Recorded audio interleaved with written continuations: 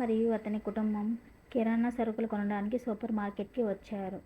Raghava shopping cart పట్టుకున్నాడు. కానీ ఆ కార్ట్ సరిగ్గా నిలబడకుండా అది ముందుకు జరిగి వేగంగా వెళ్ళిపోయింది. అది ఆ దగ్గరలో ఉన్నటువంటి యాపిల్ ట్రేని ఢీకొట్టింది. యాపిల్స్ అన్నీ నేలపై చెల్లాచెదురుగా పడిపోయి ఉన్నాయి.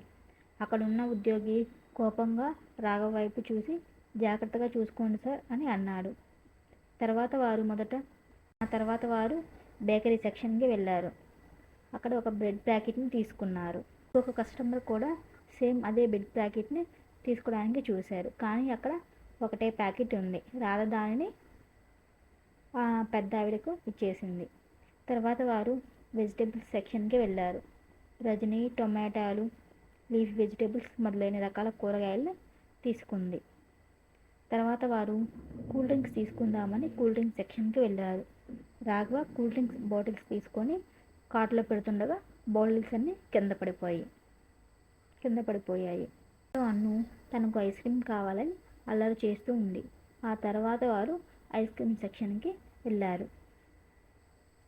అను ఐస్ క్రీమ్ బిల్ చేయకముందే దాన్ని తినడం స్టార్ట్ చేసింది. తర్వాత వారు ముగ్గురు కలిసి బిల్లింగ్ సెక్షన్కు వెళ్ళారు. If you like my video, please like, share and subscribe. Thank you.